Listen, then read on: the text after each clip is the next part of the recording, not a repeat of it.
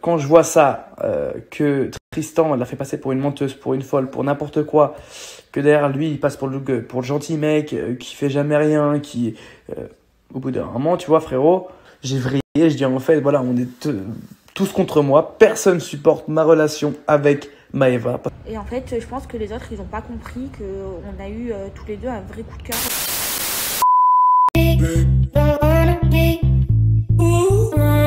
Salut à toutes et à tous, j'espère que vous allez tous très bien et que vous êtes en train de passer une excellente journée. Comme vous avez pu le voir dans le titre de la vidéo, aujourd'hui on va principalement parler de Simon. Vous le savez tous, il y a plusieurs mois en arrière, Simon a participé à la 6ème saison des Marseillais vs le reste du monde, qui est actuellement en diffusion sur W9. À la suite de cette aventure, il est reparti en couple avec Adixia. Mais il se trouve que ce tournage ne s'est absolument pas passé comme prévu pour lui, car il a été en quelque sorte viré du programme. En effet, il s'était très fortement embrouillé avec Tristan. Il y a plusieurs heures, Simon a décidé de se confier sur Snapchat face aux épisodes inédits, et il a fait pas mal de révélations. En effet, il a parlé de son énorme embrouille avec Tristan, de pourquoi il s'est autant énervé, de sa relation avec Maëva Guénam, ou encore du fait qu'il était extrêmement déçu de son ami Nicolas. Il en a également profité pour tacler Bastos. Plusieurs heures après, Maëva Guénam s'est elle aussi exprimée pour défendre son ami Simon. Je vous laisse sans plus attendre avec les révélations de Simon, et ensuite vous retrouverez les explications de Maëva. N'hésitez surtout pas à réagir en commentaire. Sérieusement, c'est bon, on va rentrer dans le vif du sujet. Bon voilà, je vais revenir point par point parce que c'est important d'expliquer, même si j'ai pas forcément besoin de me justifier sur des choses, mais parfois j'estime qu'il faut au moins faire comprendre aux gens le pourquoi du comment, pourquoi il y a eu ça, pourquoi il y a eu ci, ça, ci, ça. Parce que sinon on passe pour un fou, et quand je passe pour un fou, ça m'énerve parce que je suis pas si fou que ça. Voilà. Il y a des choses que je peux pas encore expliquer tout de suite parce que c'est encore trop tôt, parce qu'il y a des choses qui vont arriver dans le futur, et c'est à ce moment-là que je devrais un peu donner mon avis et ce que moi j'ai ressenti, parce que c'est important de vous faire comprendre mon ressenti, parce que c'est facile de juger à travers une situation, ce qu'on voit genre à l'écran, interpréter dans le sens qu'on veut. Moi je parle de mon ressenti, de ce que j'ai vécu et comment je l'ai vécu aussi, donc et qui ont fait que les causes à effet de ce qui s'est passé ont été du coup vues à l'écran. Voilà. Il y a des choses auxquelles maintenant que je m'en fous, parce qu'à l'heure actuelle je suis très heureux, je suis fou amoureux d'une femme qui m'aime, je pense pour de vrai, parce que je pense qu'on m'a peut-être jamais vraiment aimé pour de vrai avant ça. Bébé, I love you so much. Tu réponds pas? Bébé! Quoi? Je t'aime. Moi aussi je t'aime. Voilà, pas compliqué ça. Je vais pas revenir sur ce qui se passait avec cette autre personne avec qui j'étais en pseudo break ou rupture pendant cette diffusion, que je tairai le nom parce que en vrai de vrai je m'en carre la tête totale maintenant, mais c'est vrai qu'à ce moment-là, et c'est important de revenir au moment précis, donc de recontextualiser la situation, j'étais plein de rancœur, plein de regrets, de remords aussi, parce qu'il y a un mélange de tout ça qui ont fait que j'étais dans un tournage avec des gens que j'apprécie normalement de base plutôt beaucoup, et qui malheureusement me voulaient pas que je sois malheureux, que j'ai pas en fait les états d'âme que j'ai eu sur le moment, parce que c'est vrai qu'au début quand je rentre en tournage, premier jour, je suis très malheureux parce que j'ai pas de nouvelles de cette personne-là, du moins des nouvelles très très vagues, et moi je suis un peu perdu parce qu'elle faisait comprendre à beaucoup de personnes,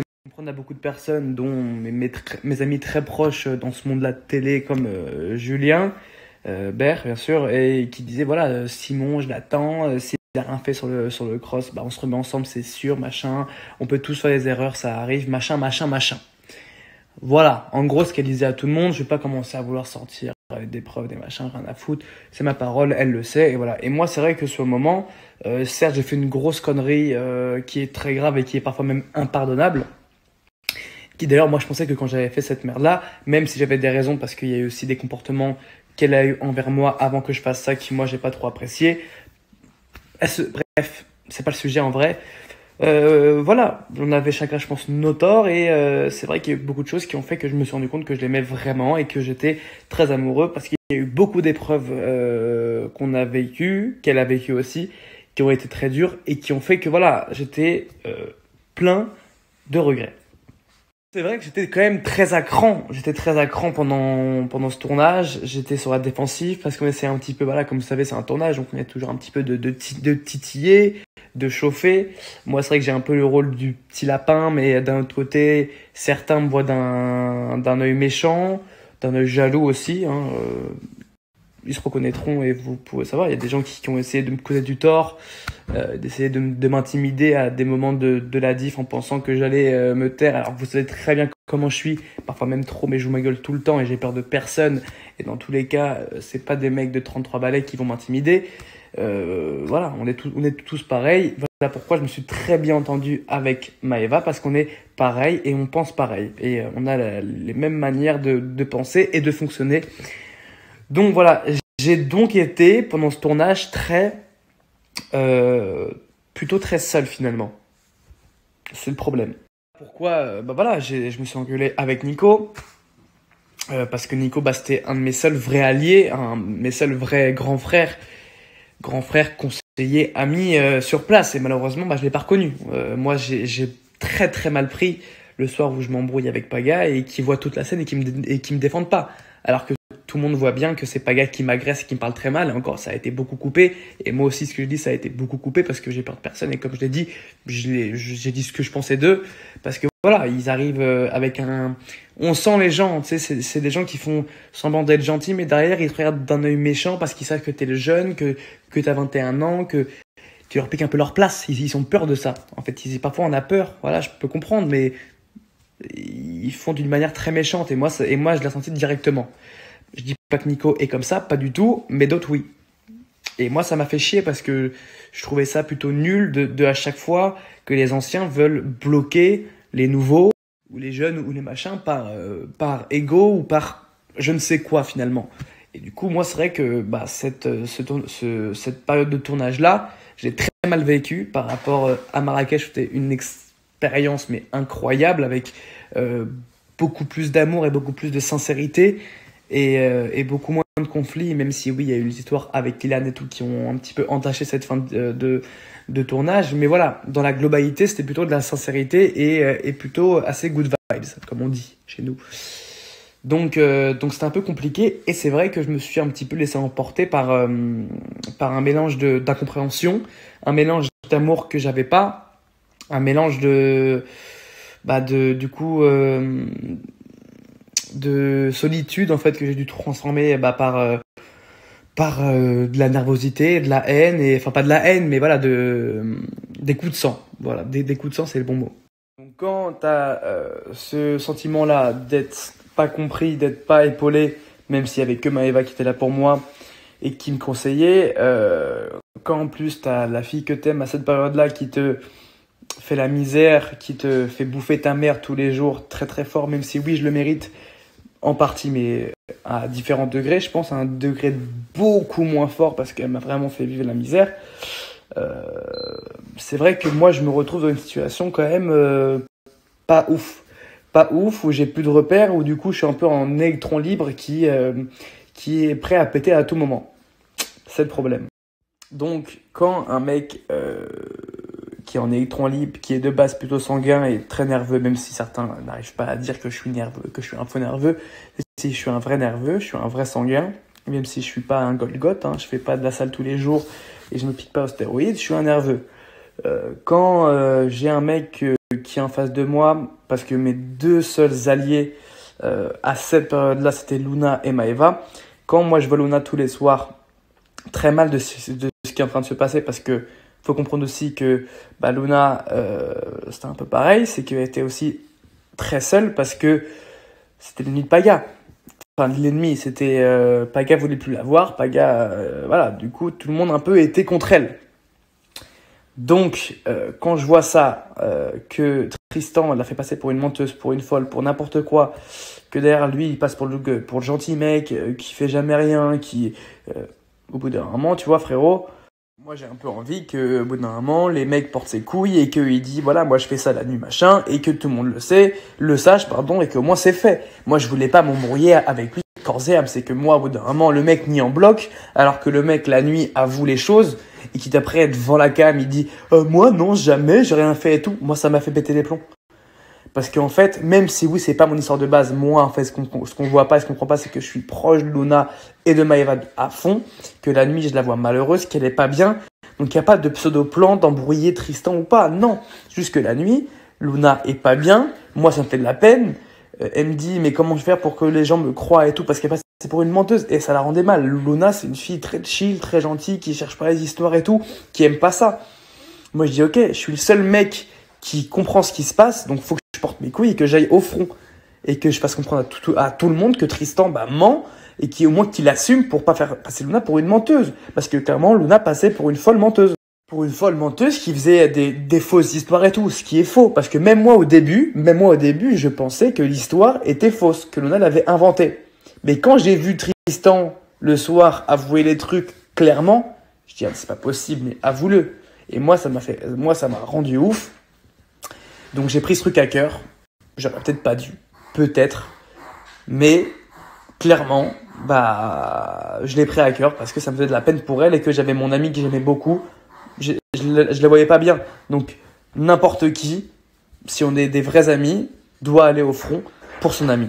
C'est tout. Moi, je marche comme ça. T'es mon ami, je te protège, je vais au front pour toi. Je suis comme ça. Pour moi, c'est la base. Vraiment. Voilà. Après, personne supportait ça. Personne supportait que moi, j'aille au front. Bastos le premier, qui est, je pense aussi, une des personnes qui ont fait que je suis parti. Parce que c'est lui qui rallumait beaucoup la mèche et qui supportait pas que moi je parle et que dès que je parlais de ça, il me dit « Mais t'es obsédé par Tristan, frère ?» Bah non, je suis pas obsédé, je veux juste que tout le monde comprenne bien ce qui se passe. Et qu'en plus, même ma pseudo ex ne me défendait pas. Donc là, j'ai pété un plomb, j'ai vrillé, je dis en fait, voilà, on est tous contre moi. Personne supporte ma relation avec Maeva parce qu'on est, je pense, les seuls vrais de vrais à 100%. Il y a d'autres personnes vraies, mais vraiment sans filtre. Et malheureusement, ça déplaît parce qu'on n'aime pas ça. Du coup, voilà, je pense qu'on a voulu chauffer la cocotte, contrairement à ce qu'on peut croire que c'est Maëva qui me disait va faire ça, ça et ça, c'est totalement faux. Moi, je me suis monté le chou à mort. Il y a eu cette fameuse dispute. Là, j'ai explosé, je suis allé trop loin. Et bien sûr, c'est des gestes qui sont pas du tout à faire, ni en tournage, ni même dans la vie. Il y a des choses qu'on ne doit pas faire. On ne vient pas aux mains, on n'est pas violent. La violence ne résout rien. Je le répète une bonne fois pour toutes. J'ai été très bête parce que j'ai succombé à une attaque facile qui me touchait vraiment parce qu'il a appuyé sur un point qui, moi, me faisait beaucoup de peine à ce moment-là, même si peu de monde le comprenne. Moi, ça me faisait beaucoup de mal parce qu'il y a beaucoup de choses qui ont... voilà, il faut comprendre que ma vie, pendant 2 mois, avant le tournage, c'était vraiment... j'étais très mal, on me voit très maigre. J'avais perdu beaucoup de poids aussi, mais bon, je vais pas faire la victime, je m'en fous. C'est des vrais faits. Et malheureusement, qui pique sur ça, alors qu'il sait très bien que moi, ça me rendait très mal. Il a fait exprès parce qu'il a 0 punchline, il a pas de charisme, il a rien, à part des gros bras et une moustache, il a nada, frère, nada. Il veut piquer sur le seul truc qui peut me faire mal. Là, je vrille et je fais une connerie. Voilà, donc du coup, après, je respecte. Donc à ce moment-là, voilà, je dépasse les bornes, je respecte ceux pour qui je travaille, parce que c'est aussi un métier, faut pas l'oublier, même si c'est la vraie vie, c'est aussi un métier. Je respecte pas les règles, je franchis la ligne rouge, et comme je respecte et ma production et toutes les équipes qui travaillent pour nous, je dis voilà, j'ai fait une erreur, il faut que je prenne l'air. Et voilà, donc je suis pas ni privilégié ni quoi que ce soit, je pars sans rien dire. Tête basse, hein, pas fier du tout, mais c'est comme ça. Donc malheureusement, c'est cher payé parce que j'ai succombé à un truc bête et j'aurais pas dû, mais c'est comme ça, c'est la vie et ça m'a fait, je pense, une très bonne leçon de partir. J'étais très malheureux, on me voit beaucoup pleurer, mais c'est vraiment vrai. Je pleurais beaucoup, autant parce que je laissais un truc inachevé, d'un autre côté, je regrettais parce que c'est bête de partir sur ça. Mais bon, quand je vois certaines ITV de mon départ, comme celle de Nico qui dit que c'est un mal, enfin que c'est triste, mais qu'en vrai c'est bien, tout ça, voilà, ça confirme en fait ce que je pensais et ce que je pense toujours, même si y a pas mort d'homme, quoi. Au moins, voilà, j'ai voulu un peu me fier à mes propres idées et à suivre mes pensées comme j'en avais envie. Malheureusement, ça paye pas toujours et parfois tu le payes cher. Mais c'est comme ça. Au moins, je serais resté droit. Et je pense que c'est le principal dans la vie, c'est rester droit et fidèle à ses pensées. Voilà. Donc, à suivre au prochain épisode. Bref, mes amours, je voulais vous parler un peu des Marseillais vs le reste du monde. Franchement, là, à ce moment-là de l'aventure, je me sentais trop mal. Je crois que de toutes les télés que j'ai faites, c'était le moment où je me sentais le plus mal et le plus seule quand Simon, il est parti. Parce que tout le monde a dit que c'était ma faute et tout, alors que pas du tout, c'était pas du tout ma faute. Et en fait, j'ai eu, c'est rare hein, en télé, mais j'ai eu un vrai coup de cœur pour Simon.